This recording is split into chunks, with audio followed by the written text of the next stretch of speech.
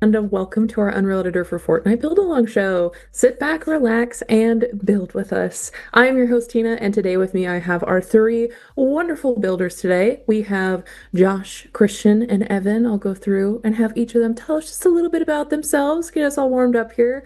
Christian, let's go ahead and start with you. Who are you? Why are you What's up, here? Let guys? us know about you. It's Christian here. You might have caught me on the last stream. I just joined Epic recently on the creator evangelism team, and I'm here with Josh and Evan to build a little dungeon crawler with you today. I'll throw it over to Josh. Yeah, hey guys. You might recognize me. I'm Josh. I'm also an evangelist at Epic Games here, working in UEFN, and we're Christian and I are welcome to introduce Evan here, who's our guest on this stream today, coming with us from the Docs team. He's a verse guru, and he's helped us a lot with learning scene graph, and hopefully he can help today too. Yeah, hey everybody. I'm Evan. I'm from the Docs and Learning team. Here today to talk to you about cool stuff you can make in Scene Graph. Maybe, show off a little verse code. Awesome. Exactly. Very, very exciting. I'm gonna just hand it over to y'all because I know there's a lot to dig into today. But before we get started, just want to go through the usual rigmarole, letting everyone know that, of course, if you have questions while we're going through and this is being built, please post them in the comments there, and I will pepper our poor builders with them while they're trying very hard to focus and get things done, just to throw a wrench into things. So with that in mind, please don't hesitate to ask. That's what we're here for, to learn and build stuff together. So I'll hand it over to y'all. What are we doing? Yeah. So Christian, Evan, and I, we kind of sat down a couple weeks ago, and we knew we really wanted to do a scene graph live stream, because we came in a beta not too long ago, and there's been a lot of talk about scene graph, and I know there's also been like a lot of like hesitation from creators on adoption and whether to convert projects or start new ones with it, and how to best use it and implement it into games. And so we kind of came together and we're brainstorming how we should go about doing a scene graph build along where we're like using it live, because we really want to show how it's actually used in practice, because we talk about the theory a lot and the future of it, but it is also in a state right now to be used. And so that's what we want to do. So we thought one of the major strengths of scene graph is obviously the prefab system, and being able to dynamically spawn and randomize prefabs and group entities at runtime. And so we thought, what better way to kind of show that off than to do like a dungeon crawler kind of dungeon randomization system. And so Evan's built this like master system for us that we're gonna like dive into and implement later on in the stream. But we're gonna get started on my side of things. I'll share my screen here, and we're gonna get started with building out a room that we'll implement into Evan's system. So you'll see this is kind of where we've been jamming on existing rooms so far. Let me grab this prefab here. So this is what we're working with right now. Just a 3x3 room, and we've got a door on each side. This open door is where we'll have players spawn in from, and then the three other doors they can open, and the idea is that a new room is generated on the other side, and so they can just run on forever going through these rooms, and then we're going to try to spawn enemies each time they come in, and that'll be the general flow here. Yeah, I guess some things to note. I'm going to duplicate this and kind of just go ham, customizing it, showing off like how to build a hierarchy. I'm still learning like the best way to go about grouping entities, and what's fastest and what makes the most sense for this system. And so I guess have patience with me as I'm building hierarchies. It's a brand new system, and it is a lot different to what like you guys are probably used to as UEFN or UE devs. So Yeah, work with me on that. The only things that really have to stay the same here is the general like shape of the room based on the system that Evan's made, and then where these doors are placed. But everything else we can kind of customize ourselves. So Am I Josh, missing what's been the anything? biggest difference for you, like building normally versus like building in scene graph? um, I've learned I have to be a lot a lot more intentional when I'm like working in scene graph with like I said, like how things are laid out in the hierarchy, but also like where things are placed, like in the world here, like their translation and rotation and those numbers I'm using. Like Evan kept getting very frustrated with me because I'd have walls placed at like 166.547, like whatever. And he's like, why is it right there? And I'm like, I don't know. I just kind of dragged it like over there. And that's how I'm used to working, is like just kind of throwing stuff and kit bashing it. And as long as it's playable, like that's kind of what it works. But when you're dealing with scene graph, you're building out like these hierarchies full of entities and group entities and components and stuff. It does actually like matter a lot where things are and the math behind it. So that's been a big learning curve for me.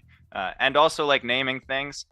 You'll see in our hierarchy here, I haven't been the best with naming things. Also, we're like working on quality of life updates to naming things right now, because I mean there are some issues with duplicating components or duplicating entities, and those entities just reverting back to the name entity. And so I kind of worked faster rather than like detailed.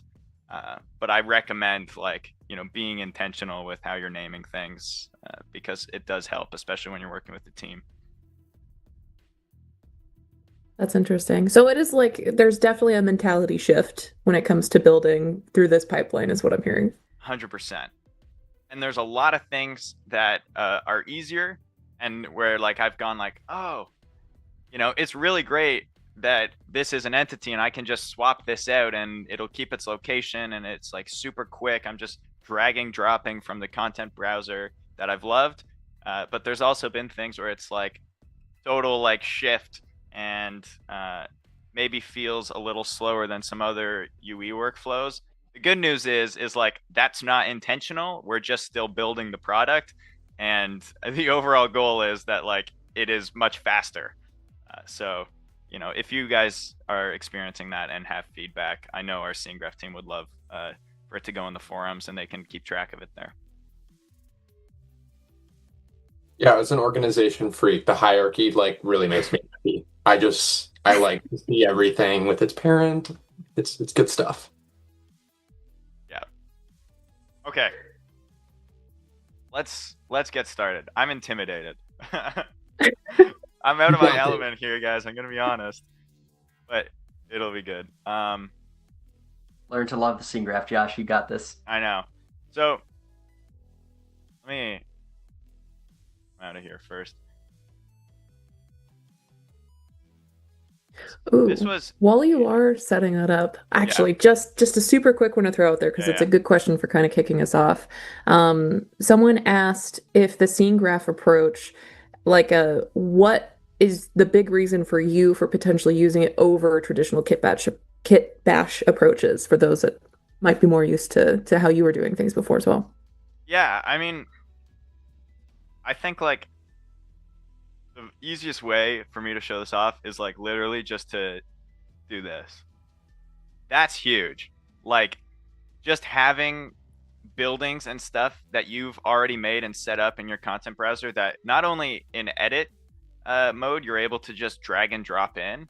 uh, you're able to spawn these at runtime, and then you're able to edit the entities and the components like at runtime, which is just stuff like you can't do otherwise. You can't access like meshes like that unless you're using like a hacky workaround with sequencer, right? So that's been huge. So it's like there are organizational benefits 100%, and as we are like building, I'll point them out as they come to me, or workflow benefits. But also it's like heavily tied to like gameplay as well, that using scene graph unlocks.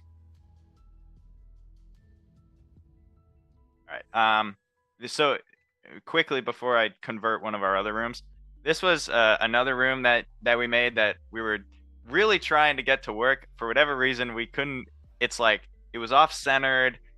Probably, like I said, something I messed up in terms of the translation and the transform settings, and so we could never get it to like align properly. So we've had to scrap it for now.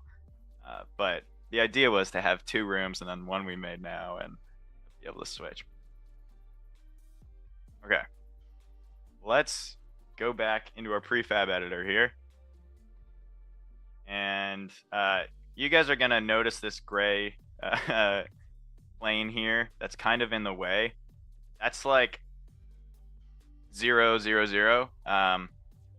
And Evan, you think for now can I move the prefab up? Oh yeah, by all means. On the way. All right. See, I gotta get permission before I mess everything up. All right, there. I've moved it up. But once I'm done, we're gonna move it back down because it's very important to our spawning mechanics that the prefab is at 0, 0, 0.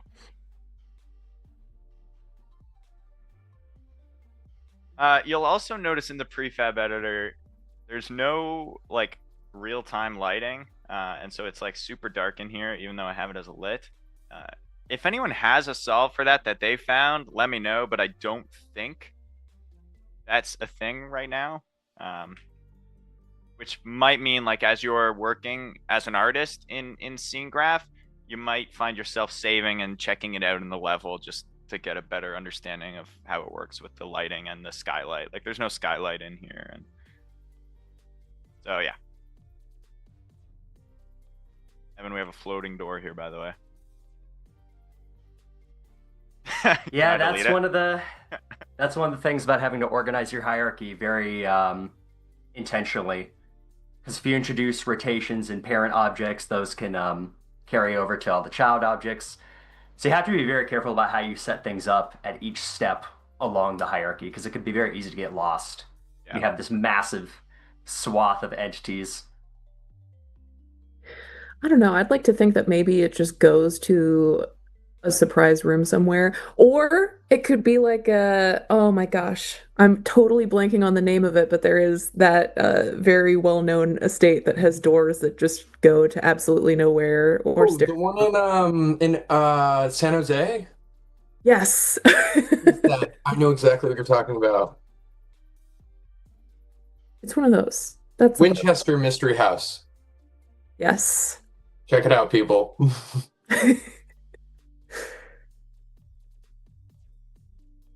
That's a little brighter. I switched the previous scene to gray ambient, and at least it kind of is bright now. Okay. Let's start then with kind of tearing down a lot of this. I need to keep the doors. Those have to stay exactly where they are. But I'm gonna grab. Let's see.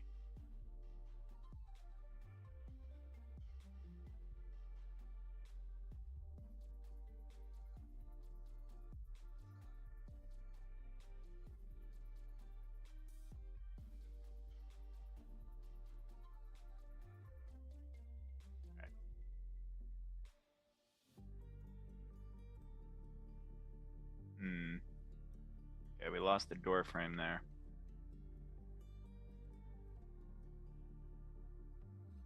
Oh, because I've got them grouped under this entity. Move the door out of here. That should be okay, Evan.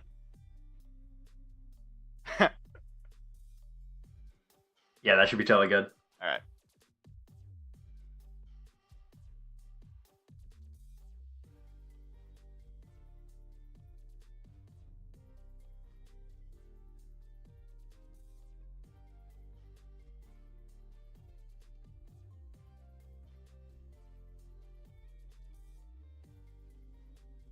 All right. Man. It's not want to stay. No, it doesn't. It's the hierarchy, bro. I'm telling you. It's the hierarchy. I think that's going to be the number one lesson that we all take away from this one today is pay attention to your hierarchies, friends. Okay, wait, I found it. Door frame. See, at least I named that one. Proud of you, Josh. There it is. All right. Thanks, guys. It'll be an easy jump for people who have worked in, traditional modeling programs like Blender or Maya, or really just anything that has an organized hierarchy like that before. But for other people who are mostly just worked in UEFN, yeah, it's a... Right, all your assets tend to be like named already, the static meshes. And so you don't, I mean, it can be good to rename them, but other times it's like, depending on what they're named, you're kind of like, you kind of understand what it is. And yeah, but when everything's an entity, it does kind of complicate matters. Right. I'm going to, let's make this a blue room, yeah? Yeah. Yeah.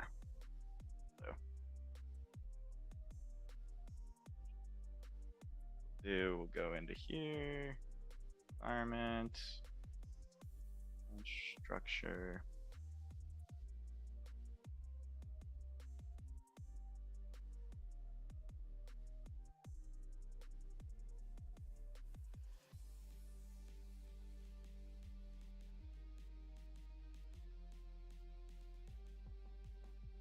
Gosh, how did you get the assets that you're working with right now? Oh yeah. So good call out. These are assets I got off Fab. But I got them off Fab for UE project and then migrated them over from the UE project. That's not reference content because right now you can't use, or at least we couldn't find a way to use reference content with scene graph. So I imported them through UE and they've been working. Also, going to call out, you see, I just made a new static mesh there. In order for scene graph to recognize that, you'll see like I'm trying to switch out the mesh component here. I can't. I have to build my verse code first. When in build verse code. Yes. Yeah, any scene graph entities or any static meshes or any custom assets you add to your project are going to appear in verse in your assets.digest.verse file. Mm-hmm. So when you do something like make a static mesh, you just have to build code to actually get it to appear first. And sometimes, and you might see this while we're working on these, but sometimes when you build verse code, you'll see a long list of warnings about, hey, this refers to an old or deprecated asset, right? That's because you've changed something in the prefab or something in the level. But when you build verse code, it should compile again. It should compile the prefab again without too many issues for you. Run into some weird duplication on this wall. Duplication still plays a little strangely. You might have to manually create some of them. I like everything's stacked twice here. Oh yeah. Only on this wall though. The other ones are fine. I just picked a bad wall. Good thing you notice now. Yeah.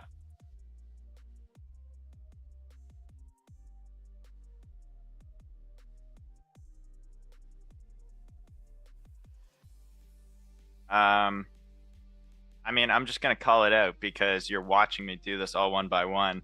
You can't right now group edit mesh components, and so I can't just select these and switch the materials at the same time, and so I'm doing this one by one.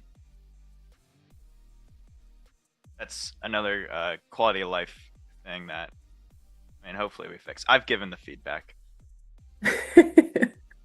But this part right here, like just dragging and dropping and it switches, that part I've been loving. Really does make like innovating or just like making variations of something super quick. Yeah. Like, look, I'm going to duplicate this and then I'm going to just drag in a new entity for a new mesh component there. And I'm gonna name this 8.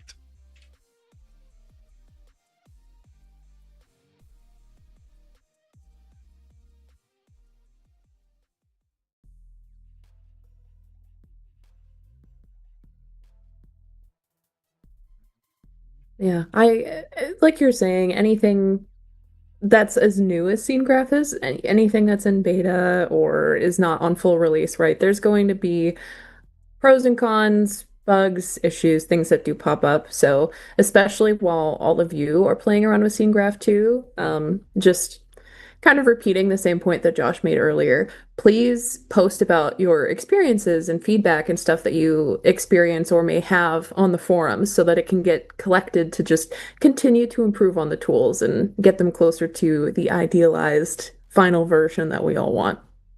100%. Yes, it's very common for creators to sort of just like work around an issue, which is incredible. That's how we build things and get things done. But it's better for everyone if you can just quickly write it down, get it on the forums. It is seen, it is heard, and it is addressed. So just keep that notepad open. Absolutely. Yeah. Even as like we've been building this project, it's like, oh, we'll notice a little thing, keep note of it, go put a bug in for it, and the team. A lot of these, honestly, the team's on top of and already working towards that like we've run into. They're really great and very dedicated to like building a tool that's going to be super useful and is already proven to be super useful in a lot of ways. Mm. I kind of like this yellow and blue thing. Yeah, We're hitting all the primaries right now. Yeah. Get rid of the red, but I like the yellow and blue. That's working. Not gonna lie, I kind of like it with the red, but the other room is red, so yeah, I guess we should differ in some way. good Crayola box. Crayola box. I'm gonna.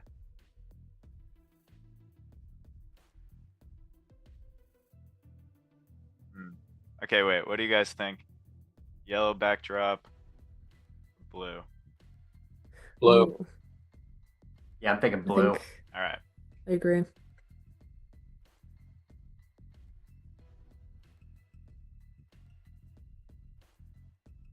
So for people who might not have access to fab assets or pre-existing projects, what's a good way they can get some meshes and stuff to get iterating? You can either make them and import them, or you can go get fab assets. Or again, like I said, just it can't be like reference content right now, so you should get them in UE and migrate them over. But you can also go make your own. You can't use Fortnite assets right now. Just those aren't static meshes, and you have to be using static meshes. But I mean, I really recommend you go and get yourself a nice library of custom assets that you can use for projects. Even just like this pack that I got, Day of the Dead, off of Fab, is like awesome. There's so many assets. Very easy to like make several different feeling levels with them. I do also want to call out modeling mode in UEFN as a way to get some really quick starter stuff up and running. If you try and create entities that have the default mesh components like the cube, the cone, the sphere, all that, you can't change the materials on them. But if you go and create a modeling mode version of them, you can save that. It'll appear in your assets file, and then you can reference it as a mesh on your entities, and you can change the materials on those. Yeah. Good example of this is I needed a piece here that was going to like fit perfectly, and the asset pack had nothing. So I very easily just loaded up modeling mode, made a cube, and then I did like I think it's called the mesh cut, where you can just like overlay another mesh. And so I just got a cylinder that matched this dimension, put it right through, did it the same on the other side, and then it did all the math for me, and I got an asset that like fits here perfectly. And I didn't even have to leave the engine to go make it. That was a very nice, like, yeah, a very nice moment. Yeah, it keeps duplicating, eh?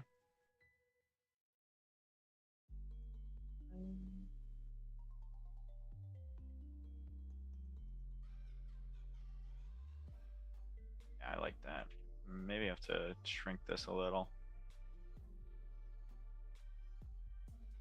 Or raise the ceiling. So I have just some kind of general overview sorts of questions while you're focusing on getting the room set up for us here, Josh. Yeah. And it's for all three of you, of course. Any of you that wanna pop in and help, please feel free.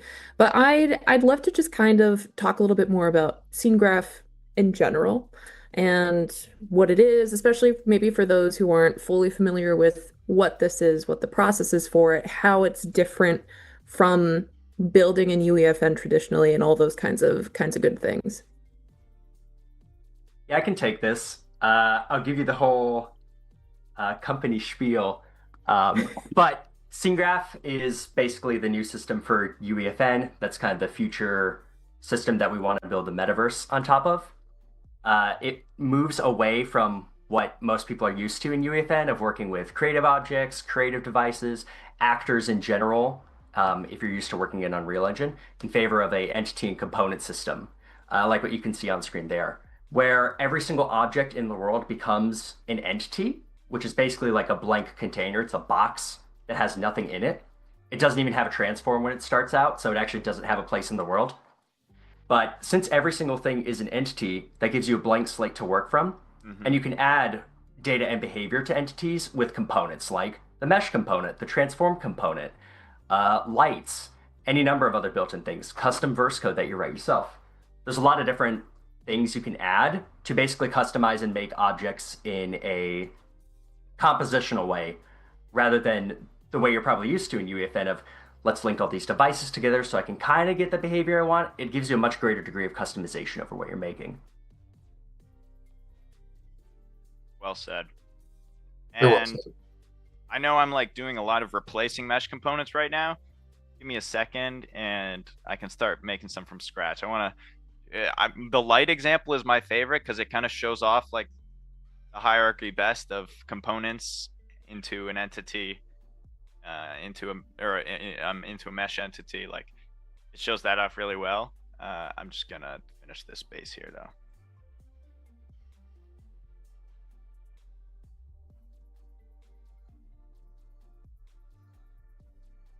Yeah, this is cool. Yeah, I am actually really loving the colors and how they're all coming together, to be really honest. Really beautiful.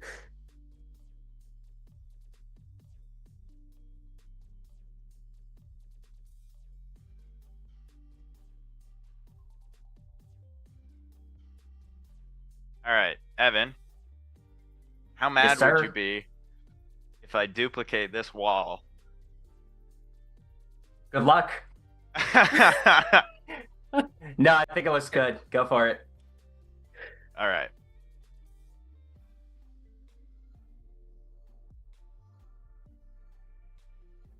So if I delete every other wall except for their door, except for your door system, you'll be okay with that. Probably.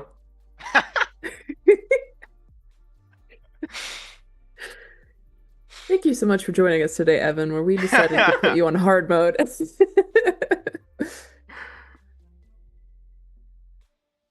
okay. I have full faith in Josh to not break anything.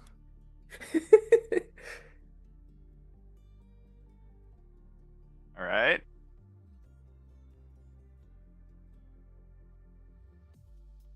I'm going to grab the door frame and get it out of here.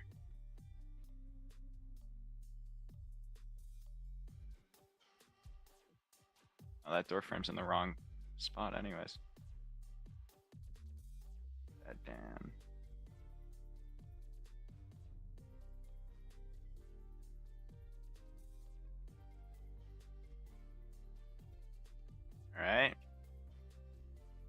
bad.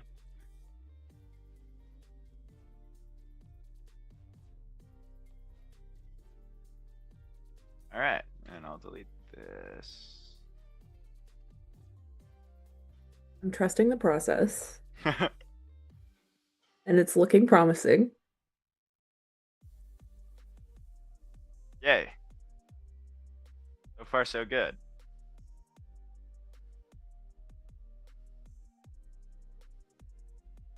All right. Now I'm going to grab the group component for this wall.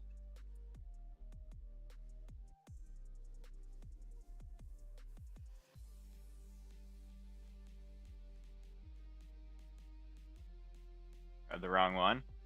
Grab the master. Oh, I got something else on here, don't I? I got an interesting question from chat here while you're getting the walls set up. Mm-hmm. The question is Scene Graph currently optimizing the meshes inside of the prefabs? As in, if a mesh is used inside of several prefabs and those prefabs are placed potentially hundreds of times in the scene, are they all instanced? I believe the answer to that is not yet, but that is very, very high on the list of priorities right now. I need to look at the roadmap, but as of Unreal Fest, that's very, very high on our list of priorities. Very awesome.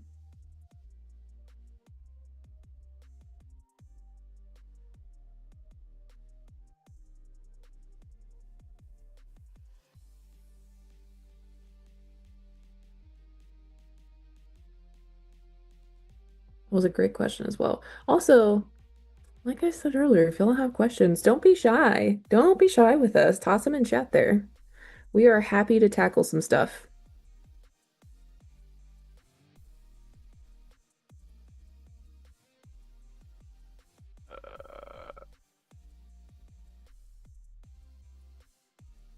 Yeah. Sorry, guys. This entity hierarchy got messed up.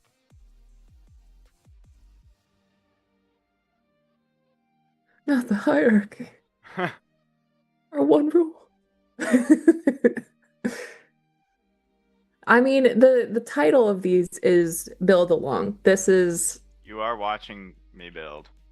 yes. Like these are not we are literally building these along with you. This is the same process for everyone. So if there's moments where we all focus in and we're getting stuff figured out, that's just part of the building process.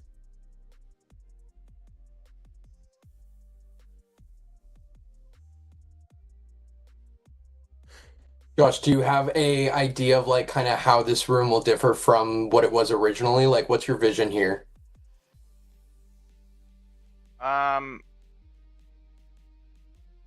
Well, my my vision right now is to fix our hierarchy. What the hell? Can you walk us through that process a little bit? Just like what are your thoughts right now? What needs to be fixed? What are some things that maybe other folks could keep an eye out for if something similar happened to them?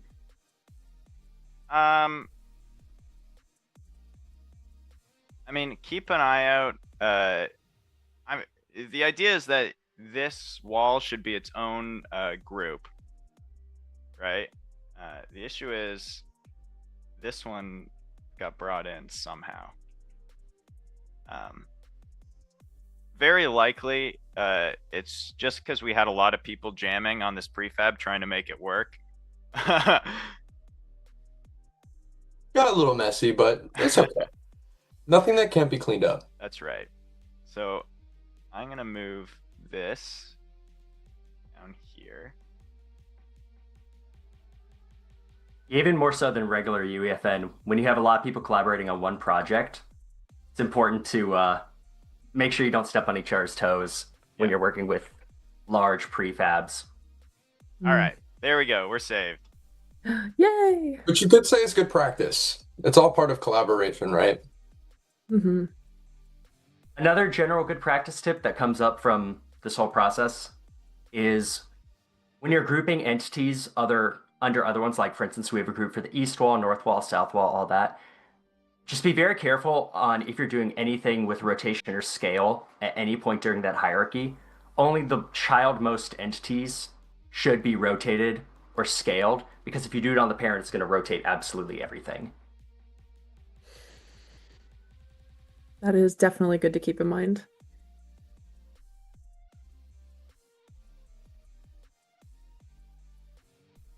We got another kind of large question that I'll toss out here for y'all.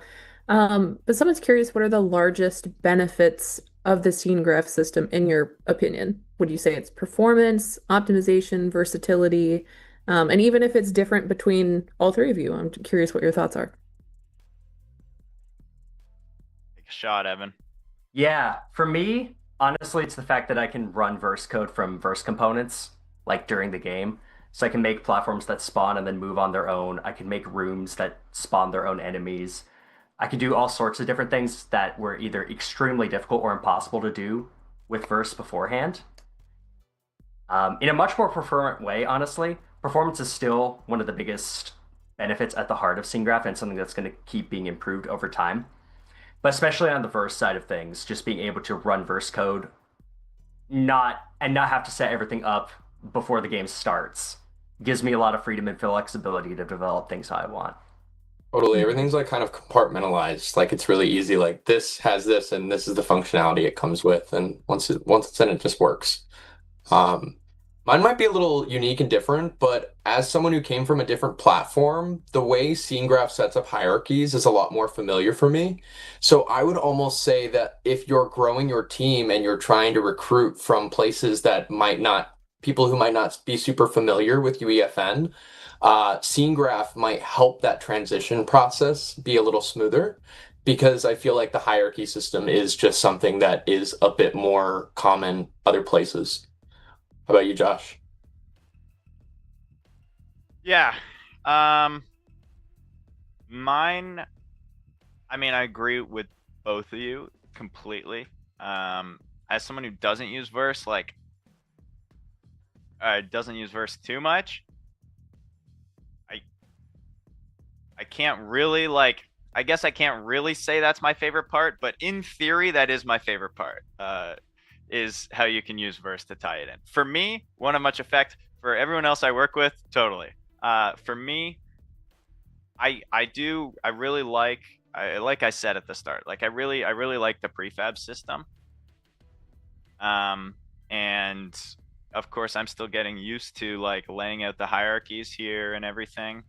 But I can see even just using it, and I think this will be true for a lot of you who are going to, or who hopefully start using it for the first time. You'll be able to see once you get your hands on it, it will be really easy to move quickly with it. I think a good example is at Unreal Fest, Ronnie Hoole, one of the other people giving a talk, showed off how he converted a Space Invaders-like project called Fort Vaders from creative to scene graph.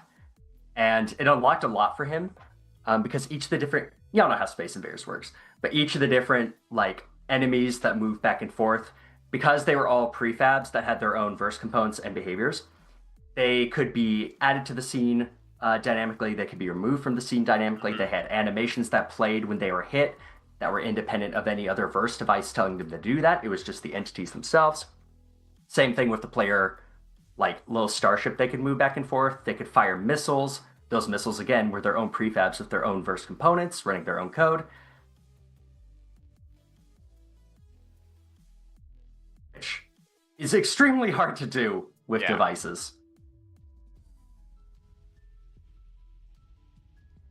Yeah, right, absolutely. So I'm going to take these two doors here. I'll move them into our front wall door master. That door should be set up now. Let me confirm this one's set up. Yep. I have a couple of quick verse questions, actually. If you don't mind me tossing those out. Yeah, for sure. That popped up in chat here. So part one of two here. They said, I used scene graph for the first time for the collision system. The way I had to do it was to await the collision event, then in the same tick, run the sweep hits to get the information. Is this the correct way, as I would think the idea would be to get all the information from a returned tuple when the awaits fires, if that makes sense? I think, could you repeat the question? Sorry. Yeah, for sure. Um, So they used scene graph the first time for the collision system, it sounds like. Mhm. The way they had to do it was to await the collision event, then in the same tick run the sweep hits to get the information. And they're curious if this was the correct way to go about doing that. Yeah, I mean, certainly it depends on what your application is, right? If you're just checking whether two entities are colliding, you already have that info from the collision event. But if you're trying to say, let's say you fire a missile at something and you hit an entity and you want to do a sweep or do just an overlap and get all entities in an area that are affected by that, right? Then yeah, absolutely. Wait for the collision event to happen, then do a check the tick later and find out what was actually affected by that collision. So yeah, that sounds totally reasonable. I'm curious from that person asking if the way they were doing things worked or if they were having any issues, or if it's more just like is this the most performant? Like, kind of what's the angle of said question? Yeah, let us know. All right, I'm gonna save this, and we're gonna take a look at it in game. Let's do it. I'm excited. Whoops.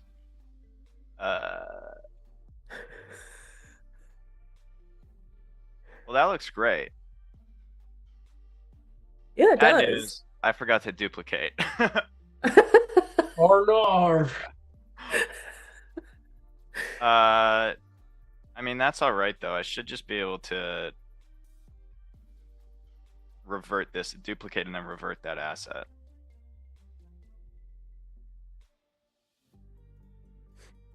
Well, while you're doing that, I have another question. Again, I'm really here to just every time y'all are focusing, I'm here to make your lives difficult. People can't bombard us. Is there any way to detect things like shots in entities so folks can create code triggered by projectiles? You kind of touched on something similar to this, Evan. I don't know if there's an exact way to do this in particular, but Yeah, the answer to that one is not yet. There's still a lot of barriers, let's say, between the actor system, which is where, you know, bullets fired by player characters or player character collisions, or let's say vehicles running into a wall interact, than there is with the scene graph system, which kind of lives in its own bubble right now. But those things are being broken down slowly over time. Right now, bullets, definitely not.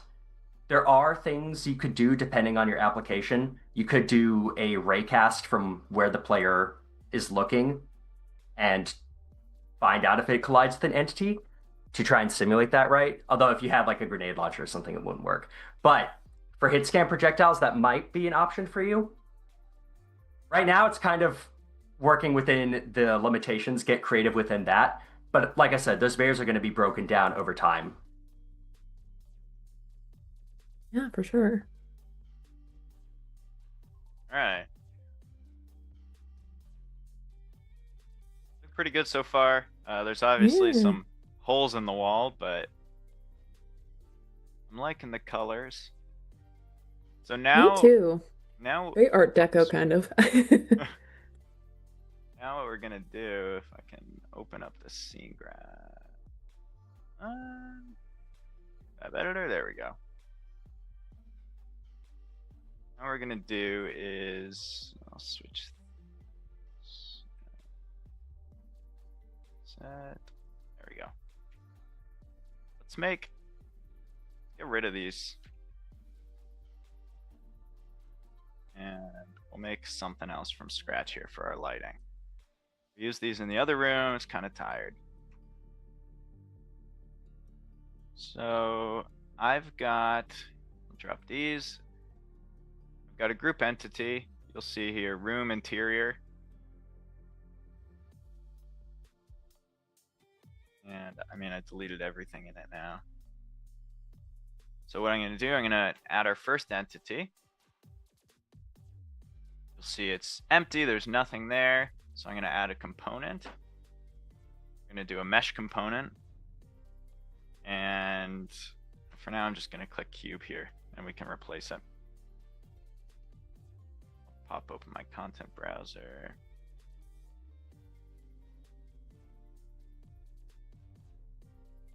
One thing that is kind of cool is any custom meshes that you have in your project, when you go to add a component, you can just search for the name of the mesh. Yeah. And it will pop up and get automatically. If you know what you added. want, then it's like super quick.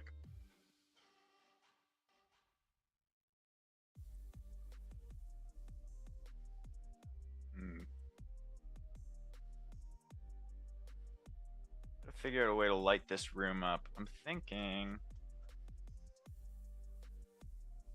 it'd be cool to have like smaller boundaries here, something like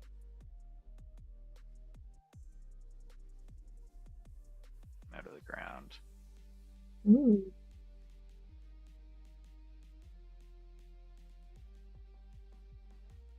Maybe something like that. Change the color on these to honestly whatever. Have the master material, but yeah. I think yellow's working. It does work, yeah. All right, so then now that we're starting from scratch, it's very easy to start naming things. So this is going to be, say, light base. All right, then I'm going to add a new entity underneath it. This one, I don't think we're ready to just throw a light on yet. It doesn't really have anything for a light to attach to. So we'll add another component, another mesh component. I'm also just going to do something placeholder for now. Move it up. It's a little castle. And maybe we'll just grab another one of these, like shrink it down.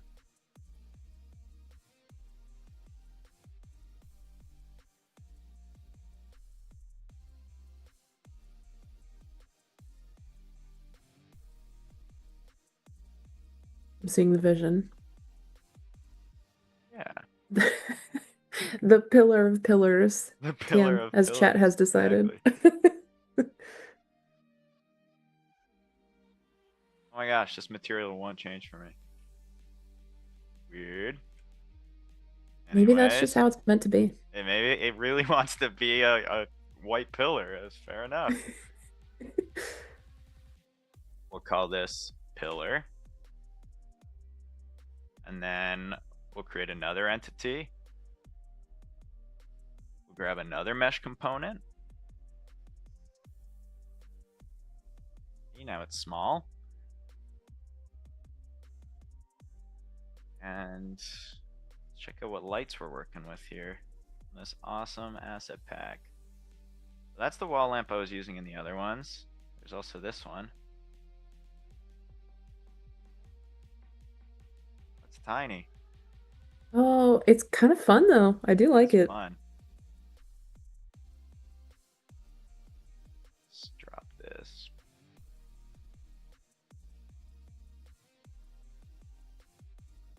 I like that. Maybe we do 2 of those. Like one. In both directions. Yeah. I agree. Add another entity there. Actually, we can just duplicate it. You guys understand the flow now. It's all coming together. It's all coming together. All right, that's awesome. We'll name this light 2. But I mean, the material's emissive, but we're still not getting any actual light from these mesh components. So now what we're gonna do, what you could do is go and you can add the light directly. That's not what you want to do though. I learned this. you want to, once again, make another entity. Actually, let's name these light mesh. Hmm. And then on our other entity, here we'll do a sphere light. Yeah.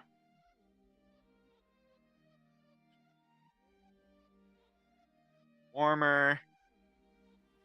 Intensity, like 2. You won't really be able to see it in here, but you'll see it once we get back to the viewport.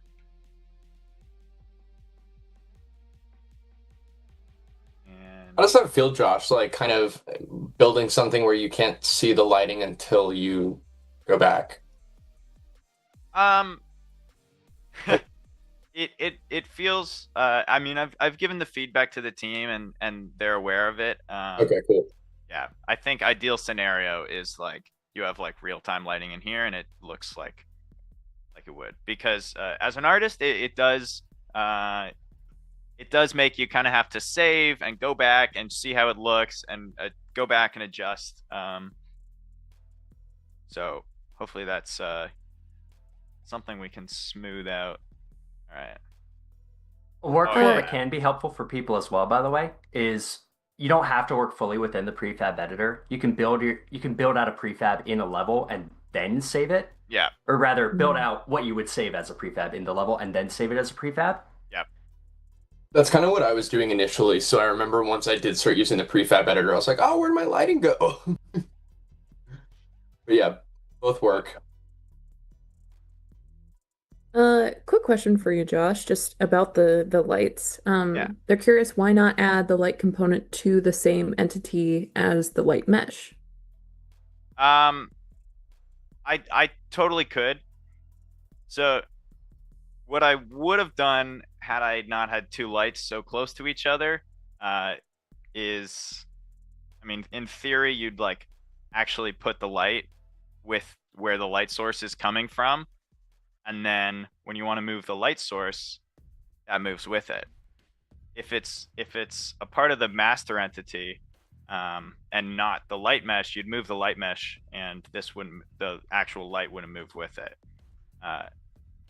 But in order to save on performance, there's not really a need for both of these lamps to have a different light, and so I've just kind of put it on the one. I guess what would actually like probably be best here is if I then did like a meshes. And then threw my lights in here, and then also Begrudgingly organized. Yeah. Or else I'll just like light master, lamp master. Oh, but if I came in here and tried editing this, it'd be so easy. I'd know where everything is. Exactly. I'll say there's another big consideration. So if Josh adds the light directly to the mesh, you can see the pivot point of the mesh is at the back near that semicircular hanger. And that's where the light component will be centered on, right? So it's not actually in the middle of the lantern. And so if you have larger, more complex objects, I think in the scene graph prefab template in UEFN, or sorry, the scene graph starter template that you can load up in UEFN, we have those lamppost objects, but the root of their mesh is actually at the very bottom of the lamppost. So if you added a light to that, it would just be down here on the floor rather than actually on the lamp. Yep. So separating out entity responsibility like that, again, lets you position things how you want. Gives you a lot more customizability. And you'll see, like, I just duplicated that, and oh my gosh, would you look at that? They fixed it already. What a great team. Whoa. Okay, That was well, fast. like last week, when you duplicate something that had a bunch of names, it all just revert to entity. So, thanks, scene graph team. Now they're all named.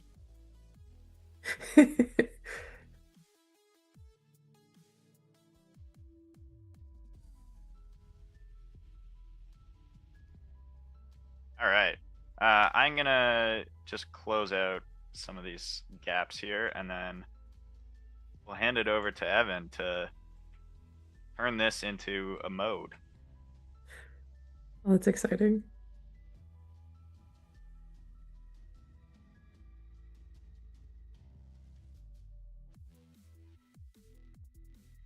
Well, I'm not gonna lie, I think I All right. might miss the light that the holes were making just a little bit because it was kind of magical It was a looking. little Yeah, see, aesthetic. I'm not gonna mess with Evan's doors.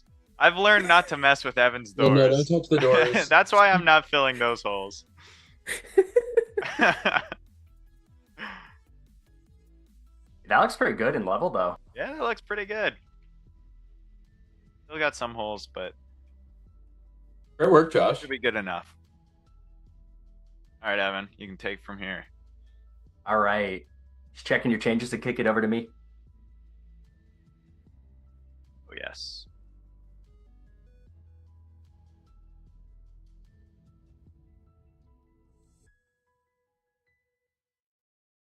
While we're swapping over, question for y'all. Someone's curious, is adding entities heavy on performance?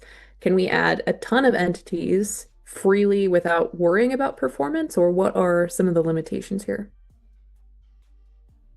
Probably mostly depends on how many components each entity has and like what data is in said components. I think if you just have like a bunch of empty entities, like Evan mentioned, they don't start usually with a transform even. So it's purely going to be like how much data is each entity actually storing.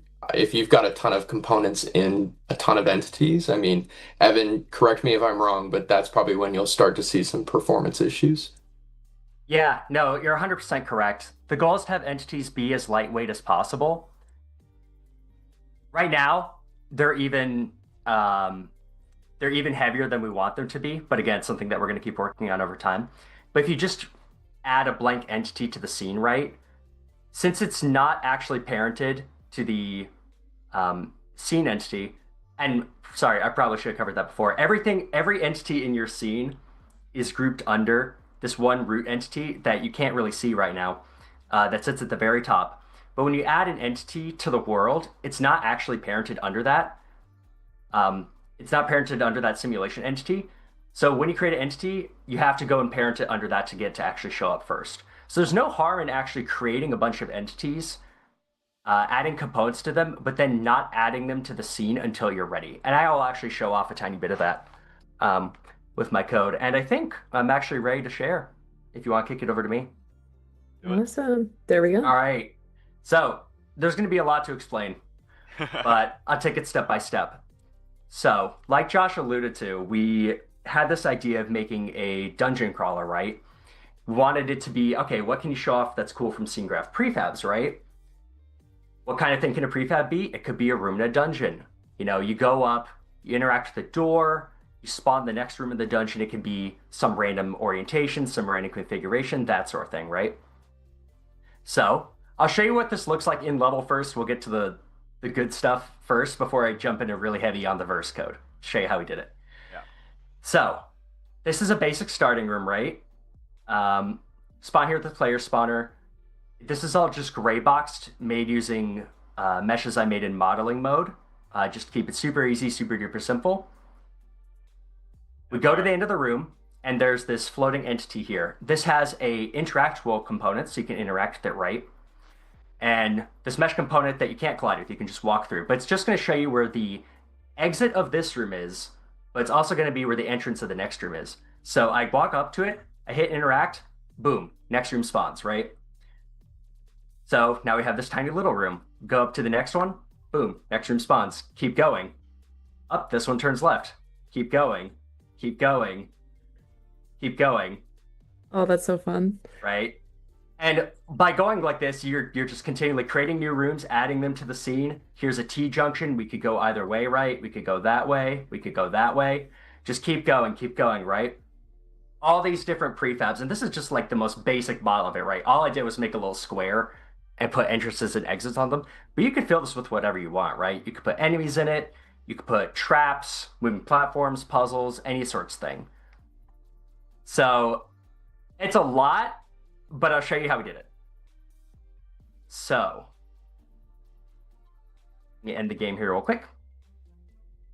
So each of these different rooms, we start here in this 4x4 one, is just this basic little prefab. I have this prefab fort size room. This is the most basic one I can show you. Like I said, it's just made in modeling mode. And you didn't see this one, but this is another invisible cube that just tells you where the entrance of this room is. Red's for the entrance, blue's for the exit. And what's happening when I go and interact with that blue cube in each room is we spawn a room randomly from an array of rooms. I have this cone up here, kind of acting as a pseudo-verse device sitting in the level, but basically it stores a reference in this dungeon manager component to all the different rooms that could be in the scene that I want to have randomly selected from. It picks a room from these, spawns it in the scene, then to actually get that room into position, this is the cool piece that we had to unlock for us. What we're doing is we're spawning this whole room in the scene.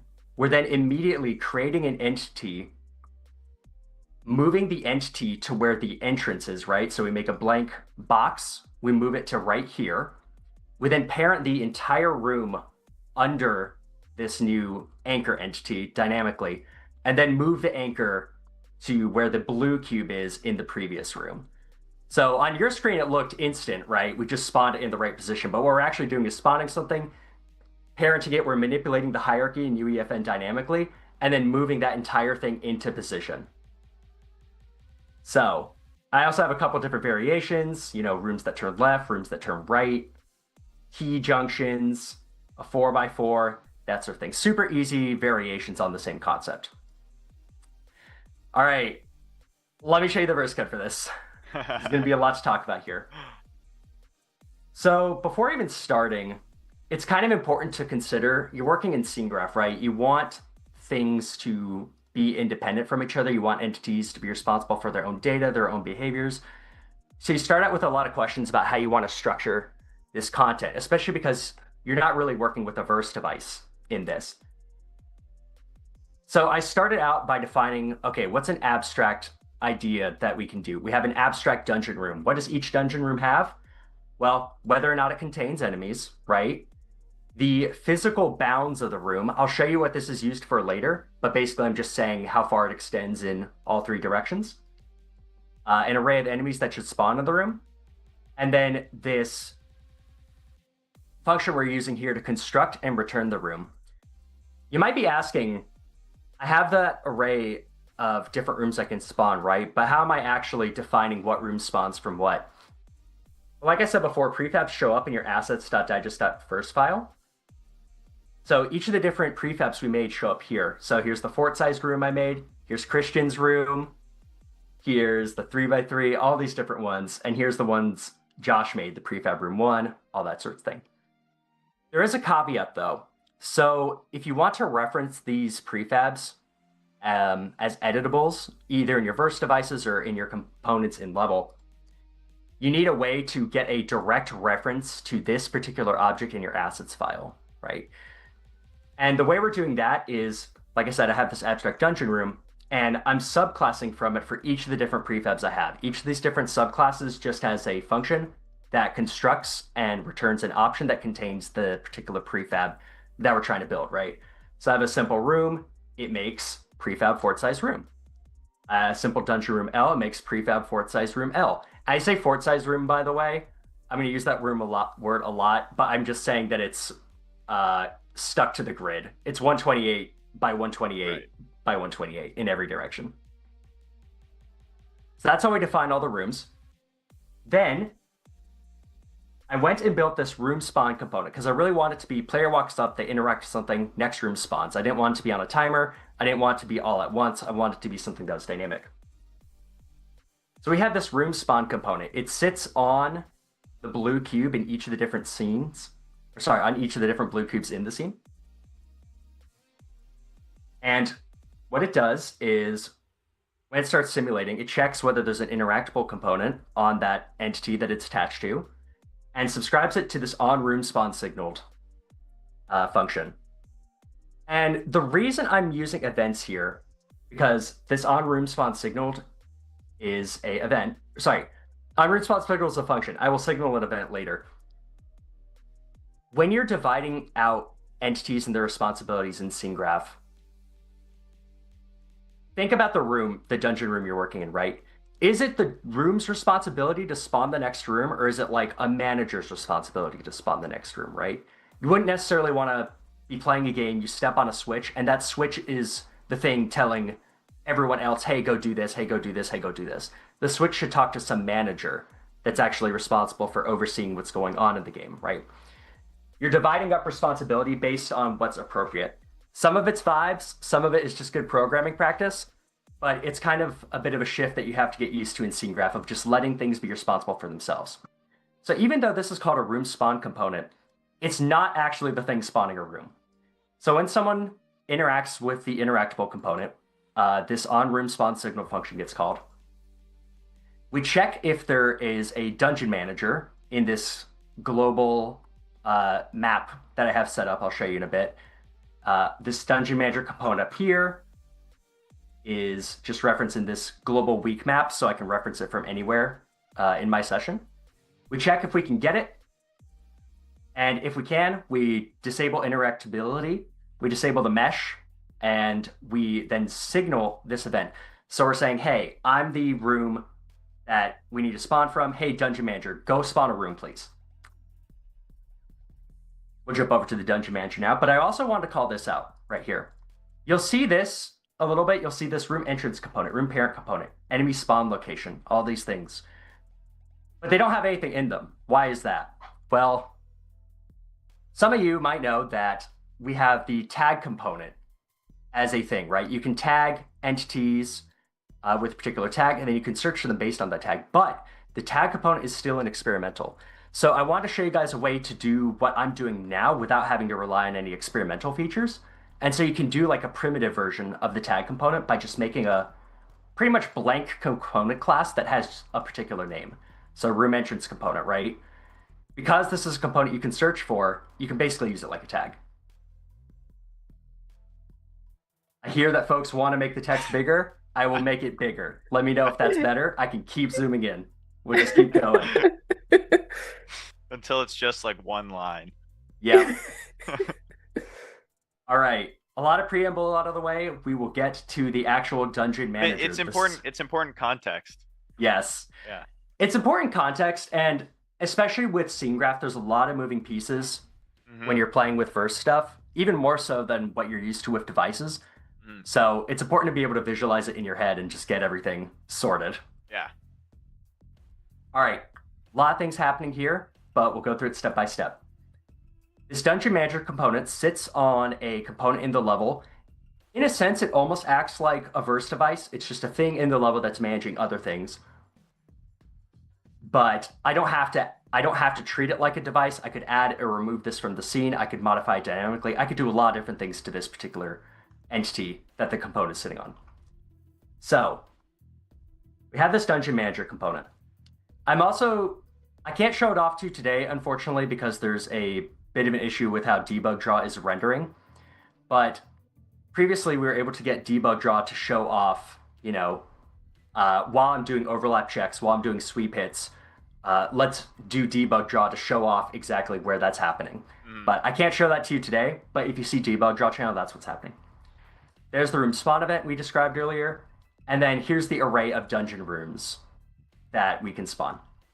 So on begin simulation, so when this thing starts simulating, we set this component in the global weak map so that all the other different components in the scene can reference it and talk to it. Then we have this manager loop. Now, what this manager loop does is it just loops and waits for the room spawn event to be signaled. This could be signaled from any component, anywhere, any room spawn component anywhere. It just says, hey, dungeon manager, go spawn a room, right? Once that happens, the event itself actually signals the entity that signaled it. That was a really weird sentence, sorry. The event itself carries the entity that signaled it. So when I'm signaling the dungeon manager, I'm also passing it the entity that's happening from, which is that exit to the room. So once that happens, we go and try and spawn a room. So spawning a room is also broken into a couple steps. First, we got to get the simulation entity That's the top level entity in the scene that everything's organized under. Mm-hmm. We then pick a random room in the rooms array, right? We can spawn anything we want. Once we get that room, I have this check here in this other function called will not overlap. And this is the cool thing. I can't show you with debug draw, but I can explain to you how it's working because the code is still going under the hood. So will not overlap is a function where I am checking whether I can actually spawn this room. I look ahead of me, I use the bounds of the room I defined earlier, and say, hey, would it be okay if I spawned it here? It won't overlap with anything, it won't collide with anything, right? So there's a bit of math and also a bit of transform logic happening here. As you might know, when working in UEFN, we currently have two different types of vector threes, two different types of transforms defined. One in the Verse spatial math module, one in the Unreal Engine's temporary spatial math module. If you ever want to force Verse to pick a particular one, you can do it with this syntax right here. Just in parentheses, type the module name, put a colon, and then put the type. And so that way you can specify which one you're using, even if you have both modules. Wow, I was having so many issues with that. Thank you. No, I know. I even had a creator reach out to me recently asking how to do that. And I was like, I know, it's really, really, really annoying. But hopefully this can disambiguate it a little bit. So, okay. We have this entrance transform. That's where that blue cube is. We make a box, a collision box, that's based on the bounds of the room. We then have to do a little bit of math to make a displacement for it. We don't want to simulate the collision right on top of where the box is. We want to actually push it forward. So we do a little bit of math. I add just like a little bit of extra displacement here, just to make things easy. We then make the whole transform, the translation, rotation, and scale where we're simulating from. I draw it with debug draw. And then I do this find overlap hits at the transform, simulating that collision box. Now, one thing that you'll find out when working with scene graph is a lot of things like overlap hits, a lot of things like finding every entity tagged with a particular component return generators. They don't return arrays. So if you want to convert from a generator to an array, because again, since it's a generator, you don't know the size of it, you can't get particular elements of it.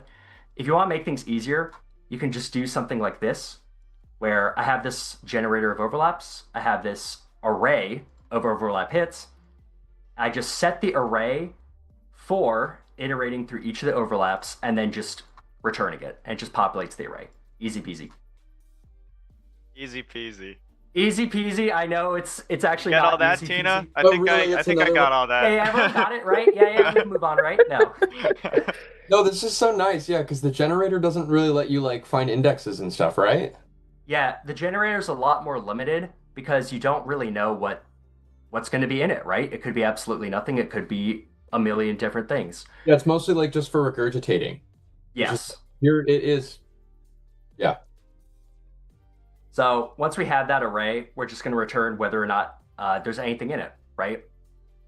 If there is something in it, that means that I don't want to spawn the entity. It means it would collide with something. Mm-hmm. But let's assume there isn't. So we go all the way back up. Since we know it's not going to collide with anything, we're just going to get the prefab for the particular dungeon room. We're going to add it to the scene. So right here, actually, when we do this new room, chosen room construct prefab, we made the entity. It's in memory. Like, it exists. But it's not in the scene. It's nowhere. So we have to actually add it to the simulation entity to put it anywhere. Got it. Then I'm using this other function we're going to jump to actually position the room.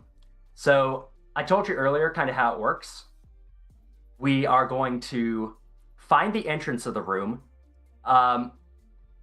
This is kind of the thing I was talking about earlier. The room has one entrance, but because we're finding the entrance by checking which of the entities have this room entrance component on it, we're getting a generator. So we don't know whether there's 0 things in it or a million things in it.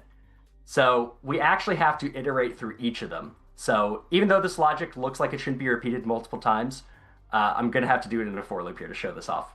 Okay. So once we have the entrance, we make this anchor entity I talked about, add it to the scene. Then I go through each of the entrances, but again, we're only going to do this once because we're only making one entrance.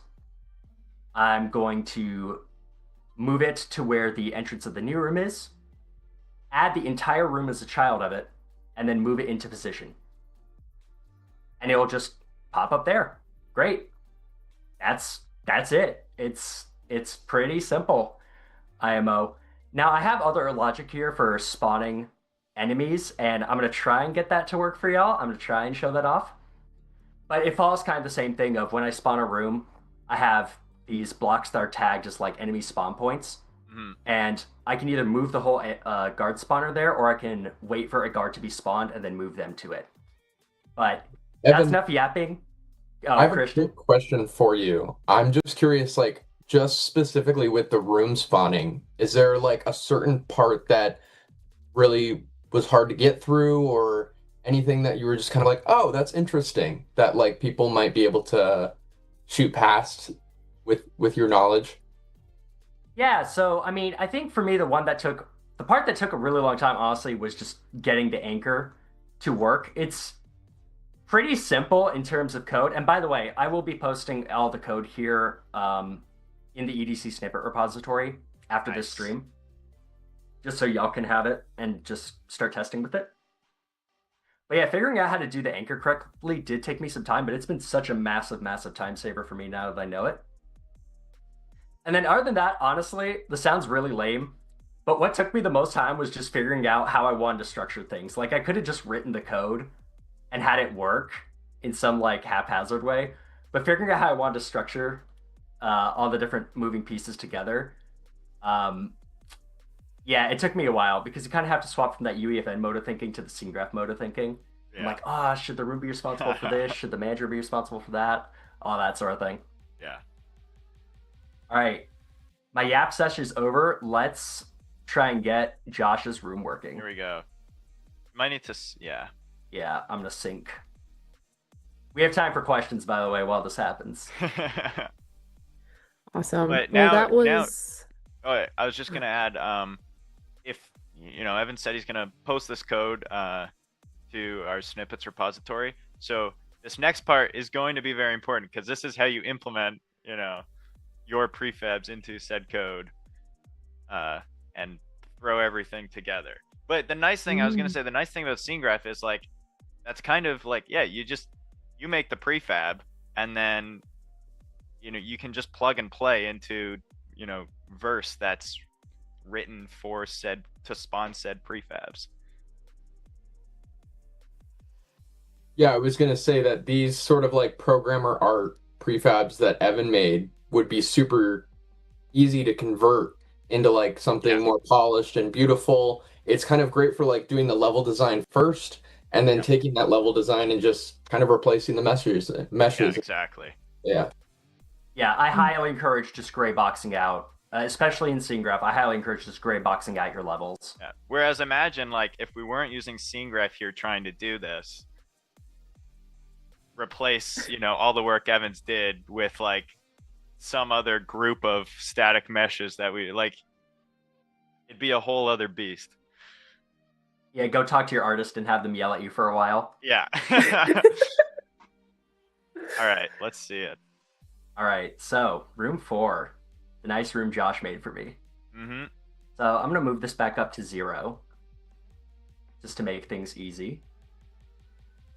So to actually get this to do what we want it to do, we need to define the entrances and the exits in the same way that we did for the other rooms.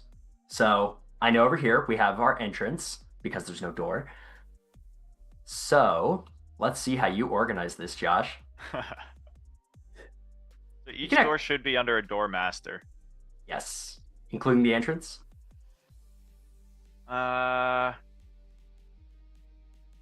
We might need a new entity called door master there. All right. We will. There's no doors. Yeah, you're right. All right, I'll start with an exit first because that'll probably make things easier. Why have door master if no doors, Evan? I don't know. All right, so we have a door master here. Has the room spawn component, has the interactable component. Notably, you don't actually need a mesh component for something to be interactable. I will be 100% honest. I'm not 100% certain on the specifics, but it just spawns the interact right on the entity's origin. yes, but I don't know how big the bounds are. Right. Yeah. So this wall should already work. Has a room spawn component. And again, because Josh copied this from the other room that we made, it carried over everything.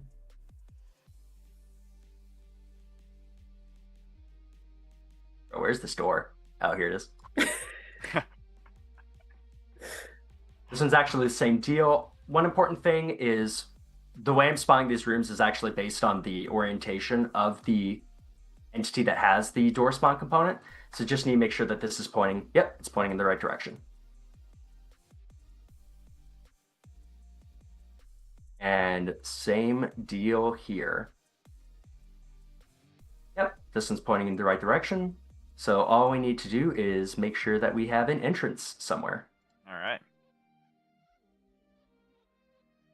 So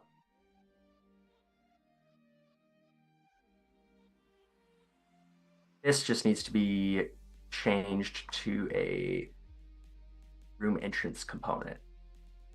And that might actually be it, believe it or not.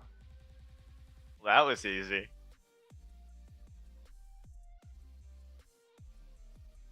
All right, let me save this. I'm waiting for it to save.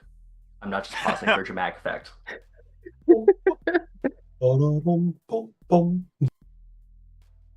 I need to move the master back down to negative 256. Good call. Why do you have to move it down to 256? So, partly, hold up. Well, once this stops being, it's loading. There we go. No worries, no worries. Okay. So with these fort size rooms, because these entrances and exits are actually parented directly below the prefab, this is the only offset I have to account for is this exit and entrance offset from the prefab itself. So when I spawn a room right, I just move the anchor to where this is and then move the entire room with it. But because this is a more complicated hierarchy, and because these door masters are nested a lot more deeply, we're kind of creating the offset manually, right? We're putting in the negative 256 here. So it looks wonky in the editor. And by the way, you can construct a room where you don't have to shove everything into the ground. 100%. Yeah, we're just really we've just done it so that if Evan, if you click on the prefab base there, I hit save, so now I'm waiting for. We're waiting. Yeah, we're having another dramatic pause. There we go. There we go. So so now that he's got the prefab selected, you'll see that the origin for it is like right in the center of that door, and so we've taken the easy way out of just spawning based on origin, but with the system Evan did that was working on the gray box ones, like it's automatically detecting, and spawning on that box. And so theoretically, like you could have two storied rooms. They don't have to be the same height. The prefab origin can just be native in the center of the thing, and it does the math for you. That's really interesting, actually. Yeah. All right. So while I go and get this added, we have plenty of time for questions. What I'm going to have to do is, since this is a new prefab, I actually need to go and create an entry for it in the list of dungeon rooms. So I'm going to add this in. Oops, sorry. I'm being very silly. All right. 4. It's going to be 4. So now it's in code. All right. And once that compiles, I'm just going to get rid of all these and add prefab room 4. Because we don't have time today to really fine tune this, I am going to keep the actual bounds check disabled here. Um, but yeah, we're just going to rip it. That's how it works with the gray rooms. It works with the gray rooms. Works with the gray rooms. Someone dropped in chat, if I understood scene graph so far correctly, this could be useful in tycoon games to build various parts of buildings. And I would say yes, I think you could do a very similar approach to kind of what Evan's doing, but rather than push button for next room, you push button to build in tycoon. What do you guys think?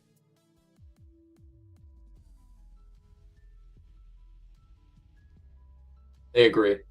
Yeah, no. 100%. Right, I was actually waiting for Josh to answer. It's a showdown. Who's going to answer first? Who blinks? What was the question?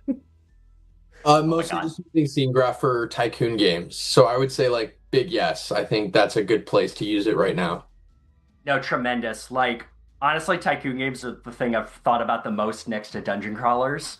Yeah. For scene graph. Because, like, you could have a printer that prints out individual objects that have their own code that manage themselves, right? You don't need to do these really super complex steps. You can just let things manage their own behaviors. I think it will really revolutionize a lot of things in that. Yeah. I'm kind of really excited to see what y'all make with it. Yeah. I'm curious what other genre types you could also see this being implemented with, even ones that you might not first guess they could be, but would be a really interesting use case for it.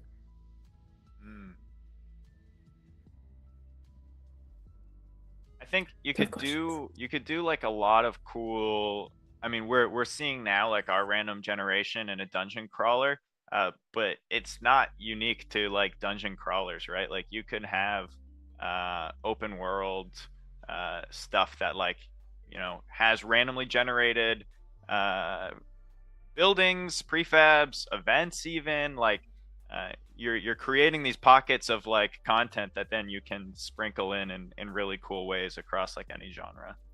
That's what I keep thinking about is like reusing things, having like randomly generated buildings in areas or caves in like an RPG world, stuff like that. Yeah, I get like landmark vibes where you could like have rarities for different landmarks, and then like the really rare landmarks have their own functionality. Like there's a super rare chance a volcano spawns, and that volcano will erupt, and might be getting a little scope creepy, but bear with us. Yeah, and that's certainly what you can do now, but certainly thinking about the future, itemization as a thing on the roadmap that we have, custom items, that's going to unlock so much in the RPG space. I really want people to make more RPG type games. Like those are my favorite. Yeah. So when you can make your own custom items, that's going to be crazy. Scene Graph's going to unlock a lot for that. Yeah. I'm really excited to see what people make because already it feels like their imagination and creativity is boundless. So once the tooling gets to where they just get to run free, I'm so excited to see what happens. Yeah. I mean, and I think like it all goes back to the workflow stuff is awesome. But I think we're going to see as players, you're going to see the biggest change in just how dynamic games are going to become. The players are never going to know that you've been like creating prefabs and grouped entities with different components. That all is great for our side, like engineering the games, but for players, like the fact that the world around them is like gonna start becoming a lot more dynamic with things happening at runtime, with own your own custom devices that are getting made. That's where like we're really gonna start seeing a lot of like polished mechanics versus games that kind of just set everything up right at the start and then you play through it. Yeah, awesome. Sorry, I was also going to say, certainly as creators, by the way, in the future, we're going to be getting less devices coming out and more components. Instead of making, this is the new device for the new season, it's going to be, this is going to be the new component for the new season. So it's a system to get used to now because you're absolutely going to need it later. Yeah, for sure. I feel like kind of adapting in some of the smaller pieces as it goes on is just a good approach to it anyway, because it's constantly fluctuating and changing and adapting. So that's a good piece of advice I think to take for most of the concepts. Yeah. Um, there's a really great question here. I don't know if any of you will have the answer for it. But I'm going to ask it anyway because it is a good one. Folks are curious if you think in the long term, if it's an aim or even like just a potential that people could put things like scene graph prefabs on Fab or have it as like its own downloadable thing that people could just pick up and grab, put into their own islands, stuff like that. Yeah, no, we have discussed that. That's something that's been forecasted. There are a lot of caveats, a lot of things to figure out before that system gets implemented. But it is eventually the goal to have creators be able to, hey, this is my really cool, like, tycoon game printer prefab, or this is my really cool, like Christian said, volcano exploding prefab, and put that up as a whole asset on Fab. Yeah. That's a long way away, and I make no promises, yeah. but that's absolutely a goal. But like philosophically, that's kind of always been the goal. Like even like going back to like verse, it's like verse was made to be very shareable between projects and kind of like work no matter the context. And now, I mean, obviously there's caveats, but that's the same idea with Scene Graph too, is it's built to, you know, eventually be shareable and work between your own projects, other people's projects. Yeah, it's going to take time to get to that point, but that's where you totally start seeing the possibilities. So start learning now. All right, how are we looking, Evan? We're looking good, although I may have made one oopsie, but I'll show you when we get in. Let's figure the oopsie out. All right, so we can cut back to me. Great, there we go. All right. What was the oopsie? Let me push verse changes here. Once I can find my editor window. I think the oopsie is how I have organized things hierarchically for the doors. Aha. And that is my bad. See, guys, hierarchies are hard. So I do have this line here that removes the door from its that removes the like block you interact with from its parent, and that should remove all of its child entities as well from the scene. Mm-hmm. However, I'm not sure if this is actually working the way I want it to. So I can show you. I can go up, interact, boom, spawn in the room, easy. It's nice. You did a good job, Josh. Let's go. Yeah, very aesthetic. But then I go to the next one, and I do spawn the next room, but I forgot to remove the doors. Oh, yeah. So you can see it over there. You can see it. Yeah, you can kind of see it, right? See, the gap in the door was purposeful, so we can see the next room. So we can see that it's working. It's all part of debugging. Boom. Yes. It's all part of debugging. And it may be that this call to remove the door from its parent just isn't really working properly. For the moment, I can just fix that by, you know, turning these to be uncollidable and uninteractable for each of the doors. And this one too. And then I'd save that and then push the changes. But you can see the vision. You can see the idea here. We got time. Push the changes. We got time and more questions. The people deserve to see room spawn. They deserve to see your room spawn, Josh. Exactly. All that work. We gotta see the culmination. Are the red rooms in there too, randomized? Oh no, I only put yours in. Do you want me to put the? Man, that'd be cool. I mean, I already pushed changes though. I'll see if I can fit it.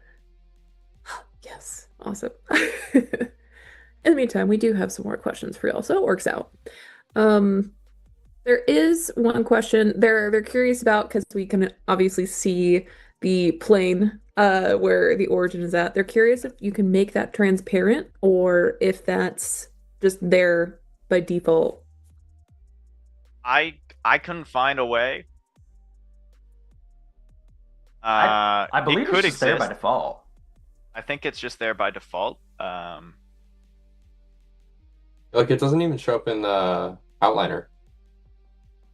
Right. Yeah, it's just like kind of referencing where the floor is. But Right. when you are making stuff that's like that you want lower than 0, it can get in the way. And so we've relayed that feedback. You guys can also post on forums. Luckily, the scene graph team is like, as we found out by that one bug I mentioned already being fixed within, the last time I tried. They're actively working on making quality of life changes and big product changes. Yeah, all Yeah. the love to the Yeah. SceneGraph team. They work ridiculously hard. Yeah. A lot of the struggles with SceneGraph are things that you guys don't see. Um, a lot of stuff that involves changing the underlying way that Unreal Engine works, trying to create this entirely new system. So it's a lot. I'd want to give major kudos to the team for what they've accomplished. Yeah, and the issues that we did run into, we hit them up, we chatted about it, and they were just so nice and quick to respond and help us out. So if you guys are watching, thank you so much. Yeah. Yep. Yeah, definitely. Hopefully we can relay some of that knowledge to you guys watching. Yes, for sure. Which, speaking of which, I did see a couple questions about if the code snippets of this will be available later. Yes, they will, as Evan said earlier, which thank you so much for doing that. That's going to be awesome.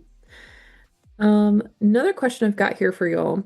Um, it's it's a use case one. This is kind of interesting. Can you use verse to set up the collision or visibility only for a specific team or player if you're doing something like a versus island? That's a really good question.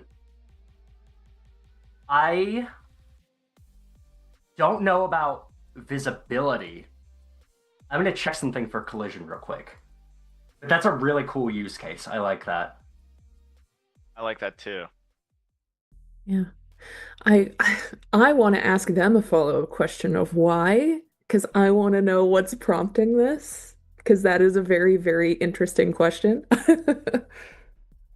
I'm guessing like they're trying to figure out how to stop, Team 2 from entering Team 1's spawn base without having to use devices. Oh, yeah, that would be an interesting use case too. I need to know. We need to know. What are you doing it for? It's gonna drive me mad. There's so many cool possibilities.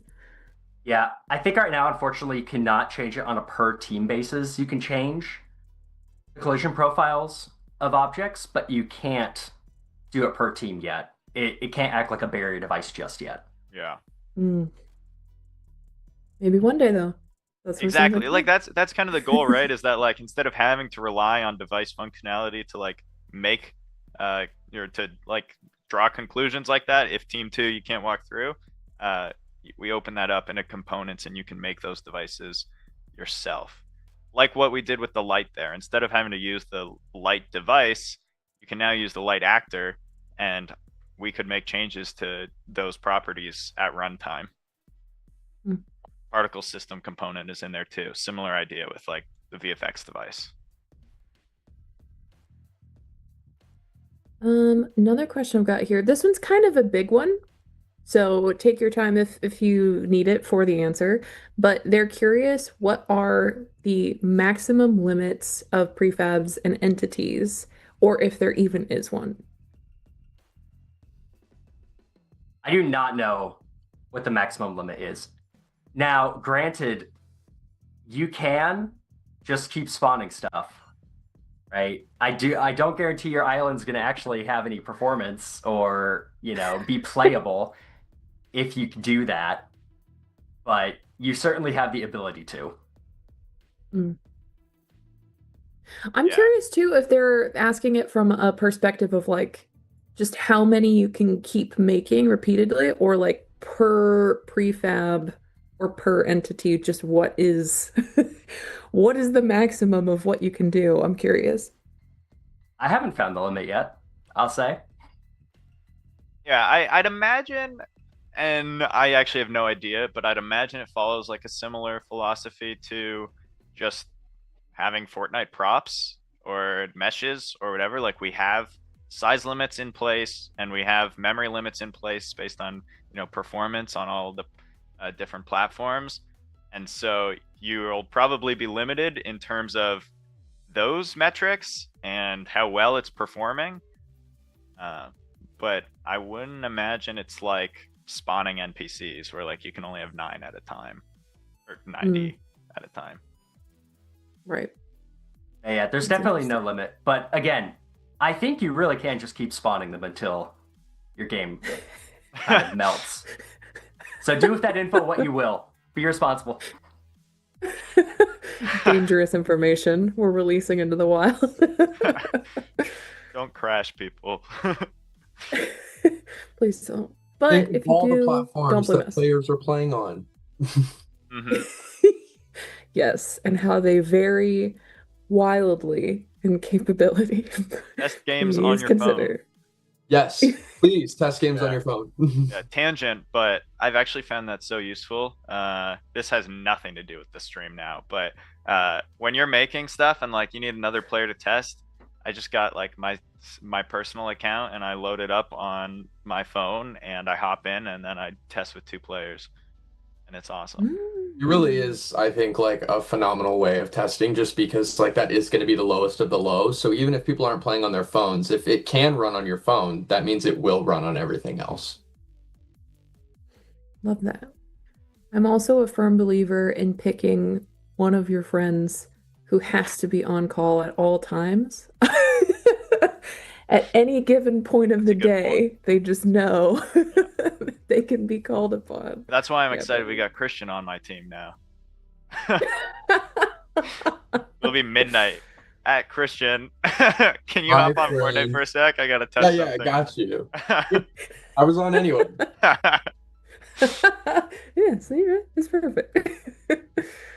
Awesome. Let's see. What are some other questions here? Making sure I'm going through. A lot of these we've just kind of been answering as we go through, which is awesome.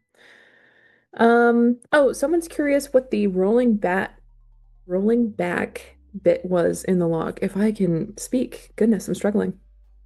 They're curious if it's just because transacts function, the print is in, or curious about that. Yes. So I don't remember which one it would have happened with. It might have been with spawning enemies, but when you try and teleport, it's for either me trying to teleport the guard spawner or the enemies themselves to a location. I think I still have the offset from where they should be teleported to wrong. So it's trying to teleport them into an entity, failing, and then it rolls back that entire thing. Got it. Also, the bounds checking, for checking whether I can spawn a room. Everything in that will also be rolled back if that fails. So, got it. How's Fortnite looking? Actually, it just came back. Oh. Fortnite may have crashed there. By the way, yeah, pushing changes didn't actually take that long. Yeah, it's okay. It's okay. I think this is evidence that Josh, you're a little bit magic. Because you asked about it and it happened. So yeah. I had a feeling. I've pushed changes enough to know roughly how long it will take.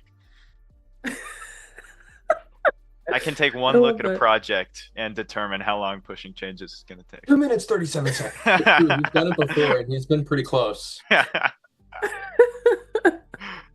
love that. Building the sense, the push sense.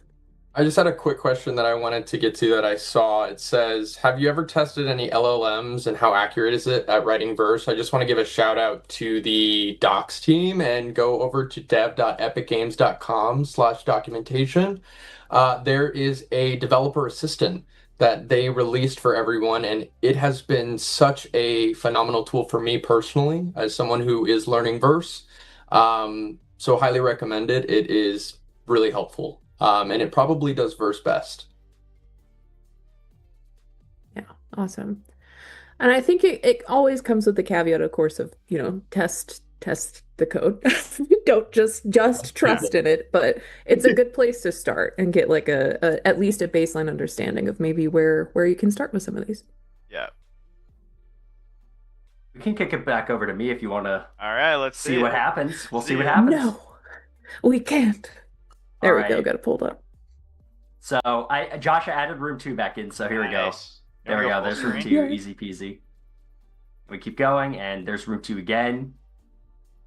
And there's room 2 again. By the way, this is a 50-50 chance. So, and there's room 2 again. Come on. Heads.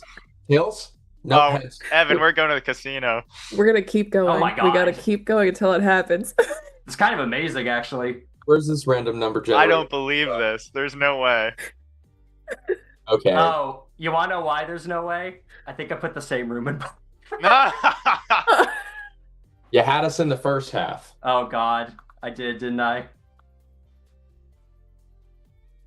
Yeah. Oh, no. Oh! No. Oh, my God. Oh! Look. What? Okay. We did it. We just... Okay. The luck evened out. That was crazy then. How many rooms? I don't even know. That was at Like least 10 8. rooms. Yeah, I think that was... I'd have to go back. I think it was 6, if not more. Yeah. Is that 3.125? I don't remember my serial odds. 0.0156. It might be. But yeah, there I'm we just go. gonna say it right. Wow. I may have messed up the store. We won't talk about it. No? But All right. Okay. yeah, you can just keep going. That is Now so we're on awesome. left. Yeah. Oh. I may have forgotten to remove the collision for the doors. The Yeah, I was doors! gonna say, The wow. invisible doors! But That's awesome. Thanks for hooking that up, Evan. you're welcome. Yes. Yeah. Great work. That was amazing. Oh my gosh. That was such fun, honestly. Team Being able to fun. walk through. Yeah, that makes me want to get in there and explore and build some stuff up and see what all can happen. This was in particular a very fun use case of it, I think. Like you're saying, that kind of dungeon crawler usage of it is just really, I don't know, that random chance generation, it really does kind of just spawn something inside of me where I'm like, well, I have to keep exploring now because it could, who knows? Is it the same room 6 times? Yeah. It could not be. We Well, don't and we know. were- I have we to were- keep going. We were talking a couple weeks ago when we were planning this, and I think if we had more time and the stream was a lot longer, like turning this into like, yeah, you have like chest rooms. We had like trap room ideas, moving platforms, because you can do that with scene graph animation. There are a lot of ways you can take it, and then obviously spawning enemies, which Evan actually got working on his gray box. But yeah, there's a lot of cool ideas that we would love to take this. But for a 2-hour stream, this wasn't bad. Set a room up and got the logic all working together. Yeah. I'd rather hand it off to you fine folks, and you guys do better than me. Let's see what you guys can make with this. You crushed it, Evan. Yeah, that was amazing. Well, thank you. I do want to, kind of reiterate on the point. This was 2 hours, and we got to watch you basically make the beginnings of a dungeon crawler just within that time limit alone, which is kind of crazy, especially with the historic length of game development. So, I mean, be proud of yourselves. That's awesome. Yeah, 100%. Hopefully, like everyone watching can see like the benefits of scene graph there and how fast we were able to like craft a prefab, piece it into existing logic, and you guys can start thinking about how to implement it into your own games and your own future games. Yeah, definitely. Very excited to see what folks make and put together, and feels like the possibilities are endless, Really excited to see how folks run with this and what they end up making. But with that, I want to give one last opportunity for our wonderful guests, which again, thank you so much for joining us today. Is there any final things you want to make sure we cover, or do you feel like you hit all the main landmarks there? I think so. Scene graph is in beta. Stick around. More cool things coming. Basically what Josh said, it's going to continue to get iterated on and improved over time. It's kind of the future foundation of working in UEFN. So good to learn now. Please keep giving your feedback. A lot of people really rely on that. And yeah, hope to show off even better and cooler things next time. Yes, remember you're all problem solvers, so please help us make this tool better for everyone. Share all of your feedback on the forums. It will just make it better. Yeah. The We Try Scene Graph Again stream is gonna be crazy. Comeback's gonna be crazy, Josh. Oh yeah. Round Scene 2. Graph 2 Electric Boogaloo. Yes. Awesome. Well, thank you all so much for taking the time to be here today, to walk through this and to explain all the different pieces and aspects as you were going through. This was a lot of fun and was very, very informative. So I really can't thank you enough for taking the time to do this. Thank you for being here. And also, of course, thank you everyone who came to watch the show as well and participate and ask questions and be part of the audience. We do this show for you. So thank you for being here and building with us and having a good time. It wouldn't be what it is without you. If anybody hopped into the show partway through and you missed anything, because there was a lot to take in, well, too bad. It's gone forever. No, I'm kidding. We post all of our streams in video format that can be viewed on demand on both our Twitch and YouTube channel, both at Unreal Engine and FN Create. So it exists in many places. You can always go back and watch it at your leisure, or if there's even just something you want to go back and review, you can do that whenever you want to. No worries. If you haven't already, I highly recommend that you come join us on the Epic developer community. We have so many great things. It's been mentioned a couple different times here throughout the show, but we have code snippets, we have the forums, we have the documentation where the wonderful new AI assistant also lives. So go check that out again on the Epic developer community. There's also just pretty much anything you could ever need, really, in regards to most of the Epic tools and products there. So it's a good place to be if you want a good baseline to start. There's lots of tutorials by staff and wonderful community members, pretty much anything you need. So go check it out if you haven't already. But with that, we'll wrap it up there for today. One last big thank you to everyone, and we'll see you next time on the next Build On. Bye, everybody. Later, everyone. Bye, all.